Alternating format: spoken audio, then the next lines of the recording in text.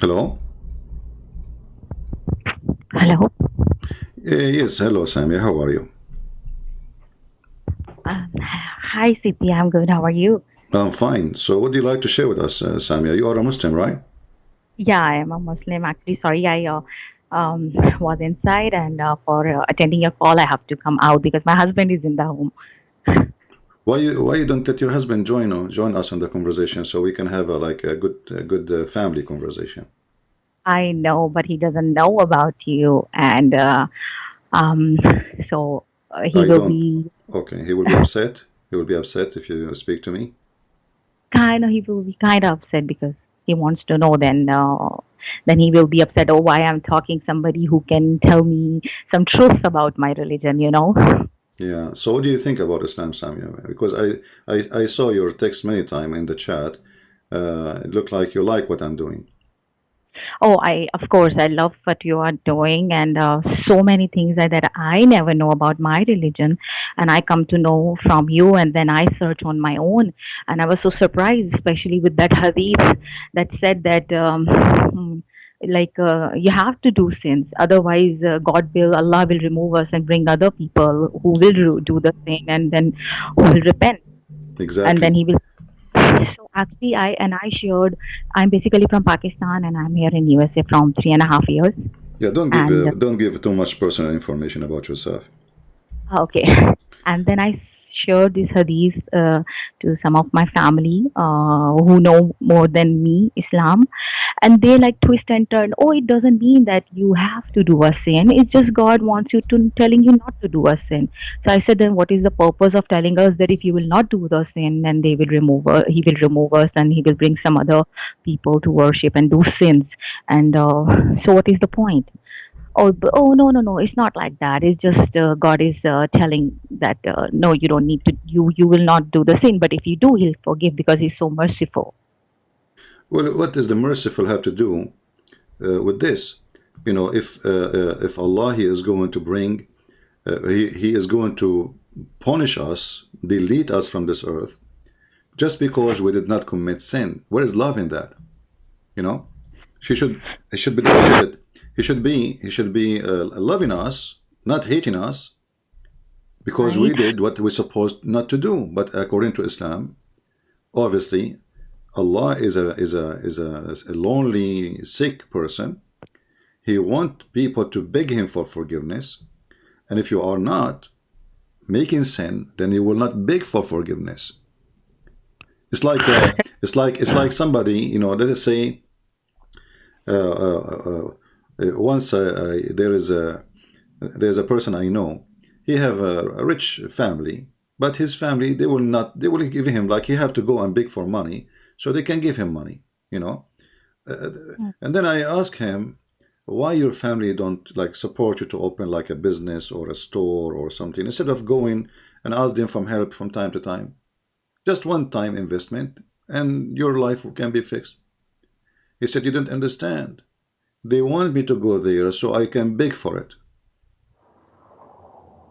Hmm. They will give him the money, but enough just for now. So tomorrow he will come back again and beg for more money. So this God is a sick God. He don't want people who commit no sin. He want Yeah, people who commit sin. Why? Because they are begging for forgiveness. before that we heard, we listened, in Ramadan, it's all Dora Quran, like the teachers there who explain and all that, but and never point came into my mind. Some questions I had, especially of Surah Kahf, where okay, they asked Muhammad about the questions, about three questions, and that he have to answer, but he couldn't answer of the one question about the ruh, and the other Yeah. questions that he answered was actually already exist, like everybody knows about the seven sleepers, and about Zulkarnain. So what was the point of giving that answers again to the people who already knew that? And what But he what did is the not give purpose a correct of answer anyway. I mean, about Zulqarnain, he took a story written by an Assyrian author about a that? And guy he have two horn. I mean, Zulqarnain, he became. I mean, who is Zulqarnain? Have you ever heard of a guy? His name is the guy with the two horn. Is he a man? I didn't I didn't know about it before when I heard Robert Christian the detail about this, Yeah. and I was actually curious. I was I that question is in my mind from a long time, and no Muslim will answer this question. And some of the teachers that I know, if I'll ask some questions, oh, they said it doesn't matter because you're not doing that in your life. Yeah. So what is the Everything in this point of? religion, everything is this religion is wrong. I want to ask you, you as a lady, as a married Hmm. woman, uh, Hmm. how, you know, like when you see the Quran speaking about if a man he wished to exchange his wife with other wife, what do you feel about that? Course, I don't like this point, and the husband is like so happy and so okay to know. No, look, I have a permission. You don't have a permission. I have a permission. So I said, okay, but this hurts. I will never in my life, if I'm in your life as your wife, I'll never allow another woman to come in your life. But he says, oh, so, but you will not allow, but Allah allow us. Right. So you are you know you cannot allow anything anyway. He just will throw Yeah. you and he exchange it. And actually, you don't even need to divorce you. He can have second one and third one and fourth one. And when one of you get older, the oldest one, he throw her away and he get the new brand new wife. So women in Islam is nothing but a property. So how you think about your marriage now in the future then? Because you, as long your husband is saying Allah he allow it, so maybe he is thinking to exchange you sooner or later. Mm, he's a nice person. He loves me. He's a So nice I person. don't. Okay, I'm not going to go there then. All right. I hope so. I hope so. I hope so. He will. I hope he will not turn to be a true Muslim and decide to follow the Quran. Let us say. Let us hope so. But Islam is religion. It's allowing that and giving permission for the man to replace the wife as if she is an old car. You know, very horrible. So, Samia, after saying what you are saying, did you decide to leave Islam or not yet?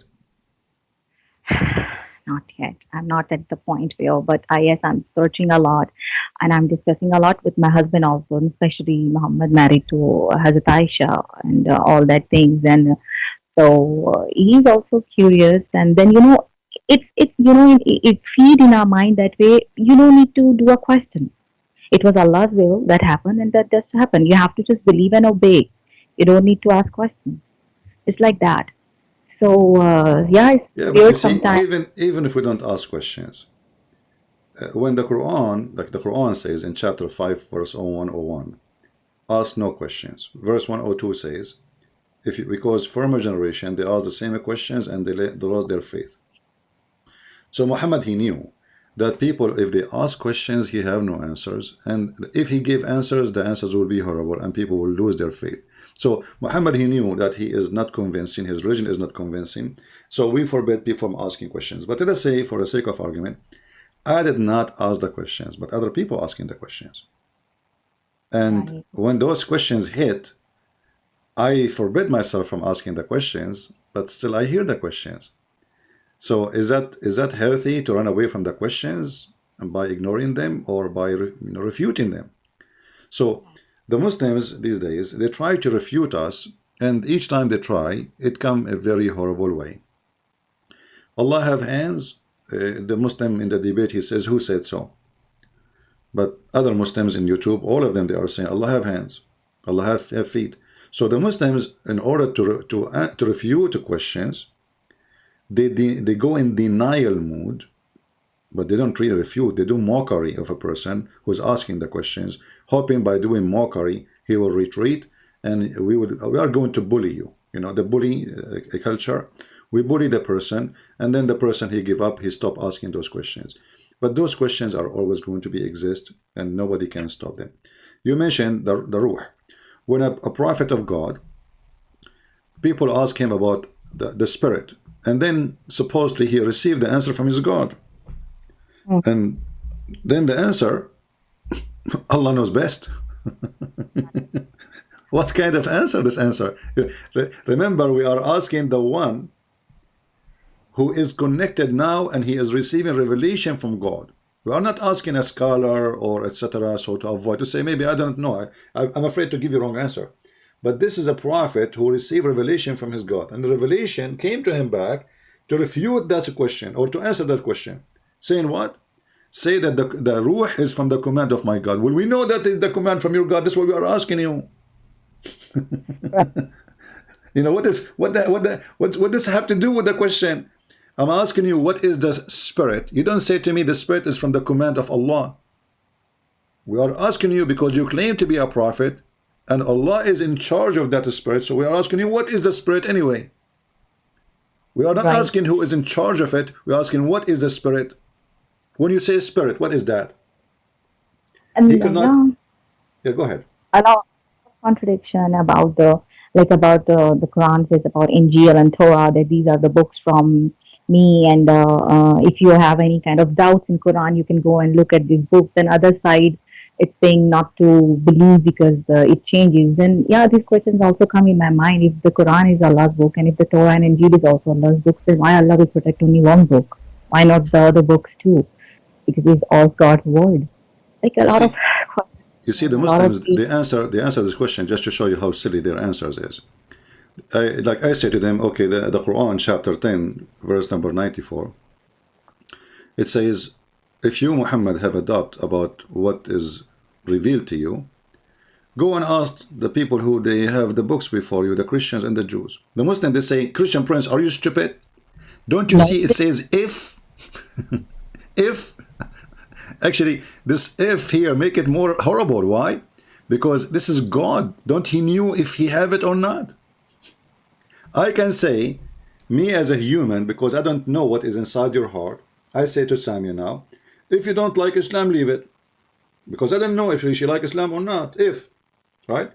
But this is mm, God. So when God he says, if you have a doubt, so do Allah knew that Muhammad have a doubt about Islam or not? And if he don't have a doubt, so why he is saying to him, if you have a doubt, that's mean Allah is being stupid here. Allah is confused. Uh, if Muhammad never have a doubt about Islam, and then Allah he says to him, if you have a doubt, go and ask the Christians. So this if is a stupid because the guy he don't have it according to Muslims. So do he have it or not? So either he have it, and Allah trying to help him says, go and ask the Christian and the Jews, or he don't have it, and then Allah is a stupid because he is saying to him, or making assumption that you have it and he don't. But here by saying if, that's mean the God himself he do not know if Muhammad have such a thing or not. Same time, regardless if Muhammad he have it or not, how the Christian and the Jews their books is corrupt according to Muslims, and then the stupid Allah he says to the Muhammad, go and ask those who have corrupt book. You know what I mean? yeah, yeah, Imagine I say to a Christian, if you don't believe that Jesus is God, go and ask Jehovah's Witnesses. But Jehovah's Witnesses are not the Christians. They have a corrupt translation for the Bible. Or I say, if you don't believe in Jesus, go and ask the Mormon. But the Mormon are not the Christians. The book of the Mormon has nothing to do with us. So when you say, if you have a doubt, go and ask the one who read the Torah and the one who read the Gospel in the time of Muhammad, which is the same as the one we have now. That's mean that Muhammad he cannot have a stand of his own religion without us, Christians and Jews approval. And neither the yeah, Jews, neither the Christians approve Muhammad. Muhammad he says, if only 10 Jews believe in me, the Jews will believe. So Muhammad he failed to make 10 Jewish people believe in him. Imagine how horrible it was Muhammad is. He could not God, make 10 Jews. God bless some of my friends. Actually, they asked questions and all that, and like I was some surprised, and I was quite good because I start thinking, yes, the questions they're asking it's right, and I start digging more into it, more into Islam, more into Quran, and then more into Bible and Torah. Trying, I'm not that much in there, but trying. But the more I'm digging in, more the getting confused, and the questions and answers are going against Islam. Watching Al Fadi, Dr. J, where I got to know there's no history. Like I'm confused with the Abraham. And the main difference between Bible and Quran is about in Bible it's written that Abraham go and try to sacrifice Isaac, not Ishmael. But the Quran says Ishmael. If this base is wrong and false, from there, then that means Islam doesn't exist. Yeah. Well, I hope, Samia, if you have any question for me, please tell me. I will be happy to help you. Otherwise, we will see if I can take another call. And if you like your husband to call me, I will be happy to take him too. Do you have any Yeah. question? A lot of confusion. Anyways, well, that's nice to talk to you. Maybe I'll come some question at another time, and where I will be ready. And All right. I advise you. I advise you. You see, Islam is not only religion does not make sense. It's not even a religion. Islam is a collection of stupid things. Muhammad, he have no religion. Muhammad, he saw the Jews fasting, he took the Jews fasting. He saw the pagan fasting, he took the pagan fasting. He saw the abolition of the pagan Sabian, he started doing abolition like them. He saw the Arab pagan kissing the black stone, he started kissing the black stone. They saw the Arab going around the Kaaba, he said the Kaaba is a station, and then he ignored the Kaaba for many years, and he started praying toward Jerusalem. And then when he could not get Jerusalem, Umar al-Khattab, he said to him, why we don't go back and praying toward the Kaaba? So why you deny the Kaaba in your time if the Kaaba is the most important house for Allah? I mean, what's wrong with this guy? So he was trying to convince the Jews that he is a Jew. Muhammad is a fraud. With the Christian, he is a Christian. With the Jews, he's a Jew. With the Sabian, he's a Sabian. With the Arab, he's a pagan like them. So this guy is like Obama going for election. With the atheist, he make fun of the Bible. With the Jews, he wear a hat and he go pray in the front of the temple. With the Christian, he hold the Bible and he read verses. And with the gays and lesbian, he is he support them. So Muhammad is not a person who can stand for anything because he have no stand. He was just desperate trying to make people believe in him. And this is why he promised even the Sabian who worship stars that they will go to heaven. I mean, what is the connection between the Sabian and the Jews and the Christian and the Muslims? If you go to the book of the Sabian, you will see that the Sabian, they say in their book, if they have a book, it's called Kanza Rabba, which means the treasure of the God. It says that the Jews, their God Adonai is the Satan, for he ordered the Jews to do circumcision. So how those who believe that the God of the Jews is Satan for doing circumcision, and the Muslims, they follow Muhammad trying to copy the Jews, and he do order his followers to do circumcision. So how he made the Sabian go to heaven when they believe in different God, obviously. Right? Right. Yeah. Thank you so much. Anyways, and please, I ask everybody out there, pray All for right. me and All praying right. also. Sure. We will pray for you, sister, and we hope soon you will come to Jesus and you will see the truth, and the truth will set you free. Thank you so All much. right. Take care. We have a Muslim in the chat. He is saying, Christian Prince, you don't have a life because you are a joke. Oh, well, let us see how that works. I'm going to go with you, Mr. London. Do you think I should go to the high mountain and jump? London, I want your help. Do you advise me to go to the high mountain and jump? Because horrible, I have no life. And you said I'm a joke. Please tell me in the chat if I should do that. I'm waiting for your answer. I'm seriously asking you, should I go to the high mountain and jump? Because I have no life. Let us see if Mr. London, he will say anything. Because he is in London. He said yes, thank you. All right. So Mr. London is a Muslim. He said yes, I should go to the high mountain and jump. Okay. So you are saying now, and you are agreeing, that the one who have no life, he should jump from the high mountain.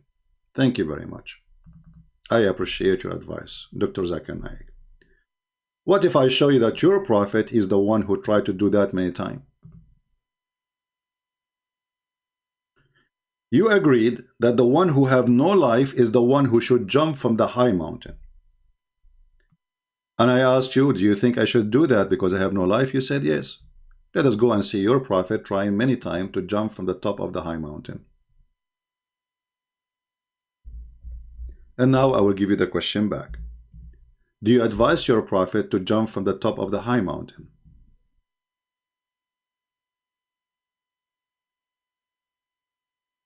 Are you there, Mr. London?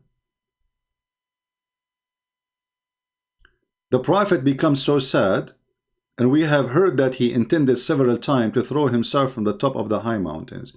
And every time he went up to the mountain in order to throw himself down, Gabriel, would appear before him, says, "Oh Muhammad, you are indeed Allah messenger." Are you there, Mr. London?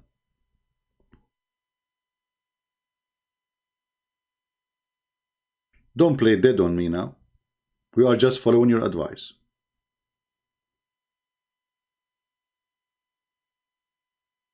Here we ask ourselves, what kind of a prophet he is committing suicide?